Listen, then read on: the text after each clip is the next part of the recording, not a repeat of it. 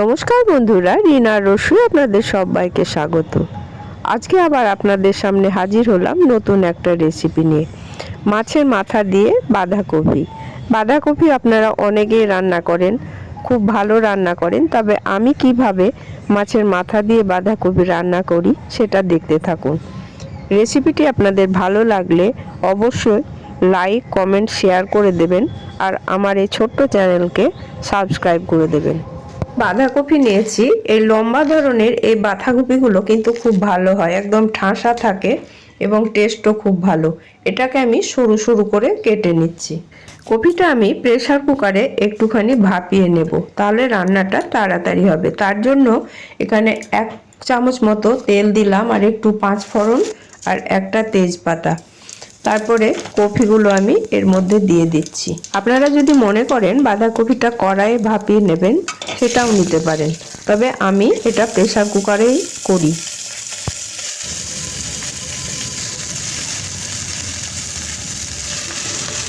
এখন সব সবজি 12 মাস পাওয়া যায়, তবে শীতের সিজনের যে সবজি শীতকালেই সেগুলোর টেস্ট বেশি হয়।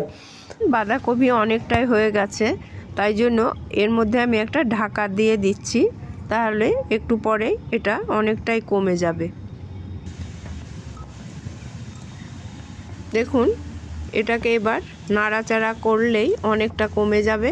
তারপরে আমি একটু এর মধ্যে লবণ আর হলুদ দিয়ে দিচ্ছি। তারপরে একটা সিটি দিয়ে নেব। সিটি দিয়েই আমি ঢাকাটা খুলে নেব।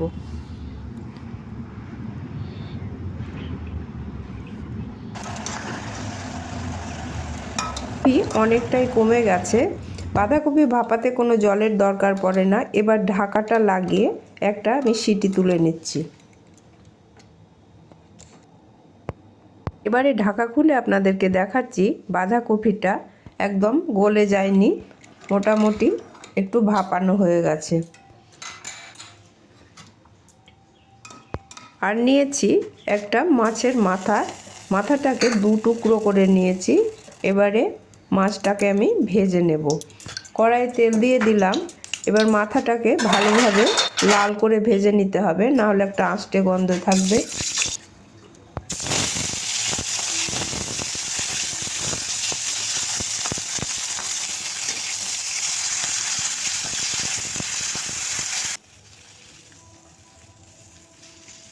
মাছটা ভাজা হয়ে গেছে, একটা লালচে রং ধরেছে। এবার এটাকে তুলে অন্য একটা পাত্রে রেখে দিচ্ছি। আর ওই কড়াইয়ের মধ্যে আবার 2 চামচ মতো সর্ষের তেল দিয়ে দিচ্ছি আর ফোড়নে দিচ্ছি 5 ফোড়ন।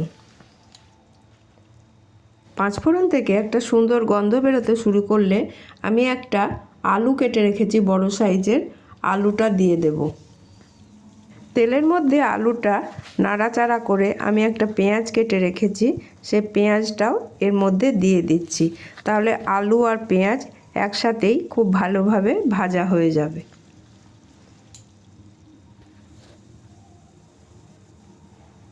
আলু আর পেঁয়াজের মধ্যে 1/2 চামচ লবণ আর 1/2 চামচ হলুদ গুঁড়ো দিয়ে দিলাম। এগুলো দিয়ে ভালোভাবে কষাবো। লবণ দিলে কষানোটা তাড়াতাড়ি হয়ে যাবে। এবার একটা টমেটো নিয়েছি, টমেটোটাও আলুর মধ্যে দিয়ে কষাবো। যতক্ষণ না গলে টমেটোটা ভালোভাবে গলিয়ে নিতে হবে, তাহলে তরকারির স্বাদটা ভালো হবে। আমি একটা মশলা বেটে রেখেছি, আদা, জিরে, কাঁচা লঙ্কা আর একটা শুকনো লঙ্কা। এগুলো দিয়ে আবারও কষাবো। আর এখানে দিয়ে দিচ্ছি 1 চামচ ধনে গুঁড়ো। টেস্টের ব্যালেন্সের জন্য এখানে দিয়ে দিচ্ছি আমি 1 চামচ গুড়। আপনারা এখানে চিনির ব্যবহার করতে পারেন, আমি গুড়ের ব্যবহারই করি। সব কিছু দিয়ে এবার ভালোভাবে কষিয়ে নেওয়ার পরে বাঁধাকপিটা দিয়ে দিতে হবে। বাঁধাকপি রান্না হতে কিন্তু অনেকটাই সময় লাগে। এই সবুজ বাঁধাকপিকে একদম লালচে করতে হবে, কষিয়ে কষিয়ে, তবেই এর টেস্ট দারুণ হবে। মাছের মাথা দিয়ে বাঁধাকপি খেতে আমার খুবই ভালো লাগে। আপনাদের কেমন লাগে অবশ্যই জানাবেন। দেখুন কালারটা অনেকটাই চেঞ্জ হয়ে এসছে। এবার ভেজে রাখা মাছের মাথাটা এর মধ্যে দিয়ে দেবে। আমি এখানে কাতলা মাছের মুড়ো নিয়েছি। মাছের মাথাগুলো গোটা রাখলে হবে না, খুন্তি দিয়ে ওটাকে ভেঙে দিতে হবে যাতে কফির সাথে ভালোভাবে মিশিয়ে যায়। আঁচটা অবশ্যই মিডিয়ামে রেখে বাঁধাকপিটা কষাবেন। বেশি জোরে থাকলে তলায় লেগে যেতে পারে, তাহলে একটা পোড়া পোড়া ভাব হবে।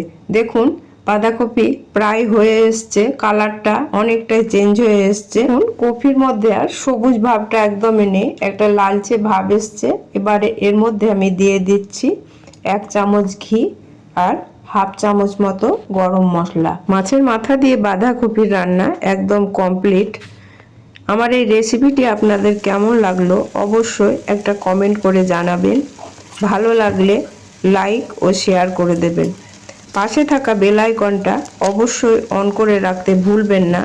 আমি যে সব নিত্য নতুন রান্নার ভিডিও আপলোড করি তার নোটিফিকেশন সবার আগে আপনার কাছে পৌঁছে যাওয়ার জন্য। এই বাঁধাকপি রান্নায় আপনারা আরও একটু তেলের ব্যবহার করতে পারেন। আমরা যেহেতু কম তেল খাই তাই কম তেলেই রান্না করে দেখালাম। আজ তাহলে এখানেই শেষ করছি। আবার আপনাদের সামনে হাজির হব নিত্য নতুন রেসিপি নিয়ে। আপনারা ভালো থাকবেন, সুস্থ থাকবেন, আমার পাশে থাকবেন। ধন্যবাদ।